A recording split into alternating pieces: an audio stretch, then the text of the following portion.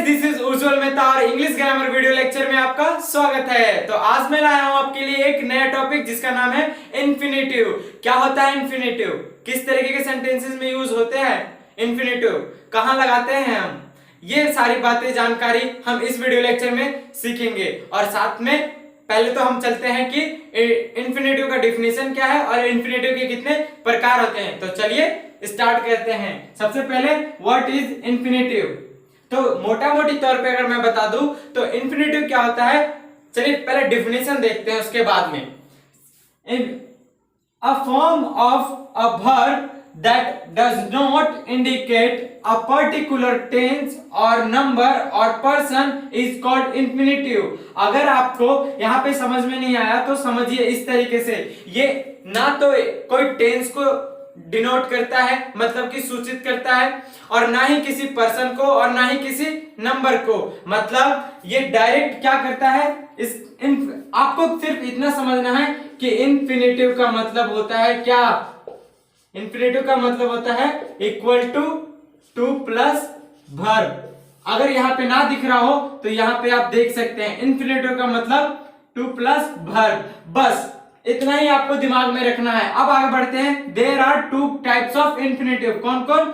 To infinitive मतलब जिस sentence में टू का प्रयोग हो वो टू इन्फिनेटिव है। जिस सेंटेंस में बेयर का प्रयोग हो वो क्या है, बेयर इन्फिनेटिव। अब हमने काइंड तो जान लिया कि there are two kinds of infinitive, but यहां पे एक प्रॉब्लम है। क्या प्रॉब्लम है? प्रॉब्लम ये है कि हम इस काइंड के ऊपर ध्यान जरा सा भी नहीं देंगे क्योंकि ये उलझन बढ़ाने वाला है। तो हम सिर्फ एग्जाम्पल के थ्रू और रूल के थ्रू ही इन्फिनेटिव के सेंटेंसेस को सॉल्व करेंगे। तो बात करते हैं इन्फिनेटिव के सबसे पहले रूल के ऊपर। सबसे पहला रूल है use of infinitive with how to.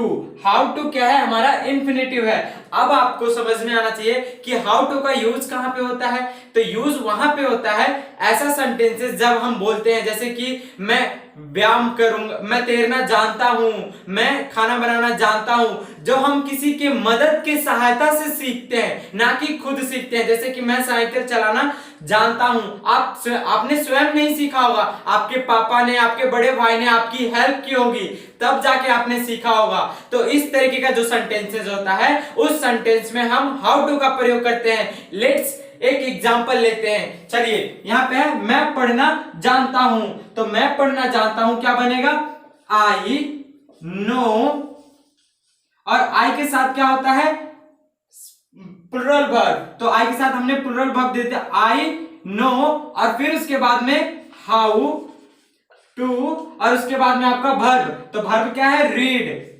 अब यहां पे आया अदर वर्ड, तो मैं यहां पे तो अदर वर्ड है ही नहीं, तो इस वजह से क्या हो गया, फुल स्टॉप। एक बार स्ट्रक्चर समझ लीजिए, आप अच्छी तरीके से पकड़ में आ जाएगा। फिर आपको ये वाला सेंटेंस बना के दिखाऊंगा। चलिए देखते हैं।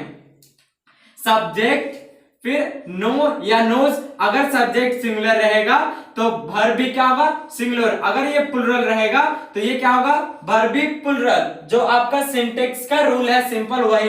अब हर सेंटेंस में आपको हाउ टू का यूज करना ही करना है, और साथ में V1 जो V1 दिया है वही सिंपल और अदर वर्ड। जैसे कि मैंने आपको, अगर अब आपके दिमाग में क्वेश्चन उठ रहा होगा यहाँ पे कि अगर भैया ये सब तो ठीक है, बट हम पहचानेंगे कैसे कि इस सेंटेंस में हमें हाउ टू का उपयोग करना है। तो बिल्कुल सिंपल है, जो काम हम किसी के सहायता से सीखते हैं वही कामों में हाउ टू का प्रयोग होता है। जैसे कि हमें सीखना पड़ता है, जैसे कि तैरना सीखना पड़ता है, साइकिल चलाना सीखना पड़ता है, खाना बनाना सीखना पड़ता है, इन सभी कामों में हम हाउ टू का प्रयोग करते हैं। एक और एग्जांपल के थ्रू समझते हैं। ये क्या है, हम लोग तैरना, सॉरी यहाँ पे गलत लिख दिया है, तैरना नहीं जानते हैं, तो वी नो।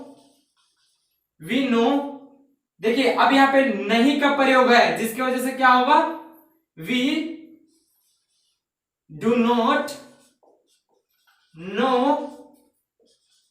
How to. तैरना का क्या होता है, स्विम। सिंपल स्विम लिख देना है, हाउ टू स्विम। यही अंतिम हो गया। अब तो चलते हैं इन्फिनेटिव के सेकंड रूल के ऊपर। इन्फिनेटिव का सेकंड रूल क्या कहता है वो समझते हैं। सबसे पहले कहता है use of infinitive have, has, had. हालांकि बहुत सारे रूल हैं, ये कोई जरूरी नहीं कि ये सेकंड ही रूल है, बट आपको मैं आइडिया दे रहा हूं कि हैव, हैज और हैड में किस तरीके से इन्फिनेटिव यूज होता है। यहां पे देखिए स्ट्रक्चर, सबसे पहले देखिए स्ट्रक्चर समझना बहुत जरूरी है। क्या कहता है कि सबसे पहले सब्जेक्ट रहेगा, फिर हैव रहेगा, फिर हैज रहेगा, फिर हैड रहेगा। अगर इस टाइप का कोई सेंटेंस है जिसमें सब्जेक्ट के साथ में हैव लग रहा हो, या फिर सब्जेक्ट के साथ में हैज लग रहा हो, या फिर सब्जेक्ट के साथ में हैड लग रहा हो, अगर इस तरीके का है कोई सेंटेंस और उसके साथ में आपको इन्फिनेटिव का यूज आएगा और अदर वर्ड, ये स्ट्रक्चर है मोटा मोटी। अब किस तरीके के सेंटेंसेस में यूज होगा, तो यहाँ पे मैंने एक एग्जांपल लिया है। देखिए एग्जांपल क्या है, मुझे पढ़ाना पड़ता है। समझ में आया, मुझे पढ़ाना पड़ता है, जिसपे काम आदमी जोर दे रहा है, जिसकी वजह से उस पे कोई दबाव डाल रहा है, उन सेंटेंसेस में इस तरीके का have to, had to, has to का प्रयोग होता है प्लस V1, मतलब कि इन्फिनेटिव। समझ में आ रहा होगा इस तरीके से। जैसे कि यहाँ पे हमारे पास सेंटेंस है मुझे पढ़ाना पड़ता है, तो इस बंदे पर इसको दबाव है, इसे पढ़ाना पड़ता है। इसी तरीके से आनंद को बाहर जाना पड़ता है, मतलब कि ना चाहते हुए भी वो बाहर जा रहा है। अब इसको हम बनाते हैं, देखिए तो मुझे आई के साथ क्या लगता है, तो हैव, आई हैव।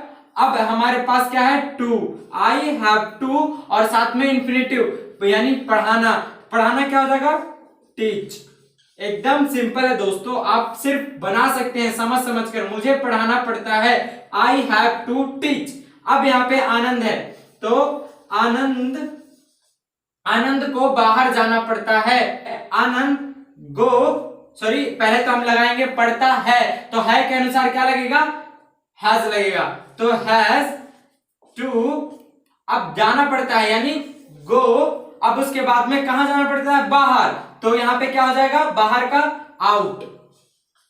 तो इस तरीके से हमने बना लिया आनंद हैज टू गो आउट। इस तरीके से हमारा इन्फिनेटिव का सेकंड रूल भी हमने सीख लिया। नेक्स्ट रूल जानने से पहले ये समझिए कि सपोज कीजिए आपकी मम्मी ने दूध लेने के लिए आपको बाजार भेजा, और बाजार से जाते समय आपके फ्रेंड ने आपको रोका, और फ्रेंड ने रोक करके आपसे बात करनी चाहिए, और वो बात करता जा रहा है, बात करता जा रहा है, तो आप बीच में क्या बोलिएगा, मैं जाने को हूं या फिर मैं जाने वाला हूं, इस तरीके से बोलिएगा और छुटकारा पाइएगा अपने दोस्त से। तो हाँ, ये जो सेंटेंस है मैं जाने को हूं या फिर मैं जाने वाला हूं, इसमें हम इसका उपयोग करते हैं, am, is, are, was, were. चलिए देखते हैं क्या कहता है use of infinitive with am, is, are, was, were. इसका प्रयोग किस तरीके से होता है ये समझते हैं। सब्जेक्ट या फिर इनमें से कोई सा भी वर्ब, यानी is, am, are, was, were, और उसके साथ में टू, और फिर जो वर्ब हो वो वर्ब और अदर वर्ड। अब यहाँ पे समझिए, ये सेंटेंस मैंने लिखा, क्या लिखा,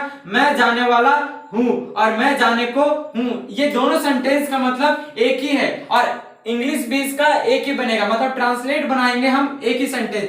मैं जाने वाला हूं, दोनों का फील, जो फील दे रहा है वो एक ही दे रहा है। तो मैं जाने को हूं क्या बनेगा, आई, और आई के साथ में क्या लगता है, एम, आई एम, और उसके बाद में टू, आई एम टू, और जाने का मतलब गो, आई एम टू गो, और उसके बाद में अदर वर्ड, मैं जाने को हूं। तो ये इस तरीके से हमने क्या बना लिया इसका। और एक और है हमारे पास, मैं टहलने को था, तो आई, और आई के साथ में था क्या लगेगा, वाज, आई वाज टू, और टहलने का क्या होता है, वॉक। तो इस तरीके से हमने इसे भी बना लिया।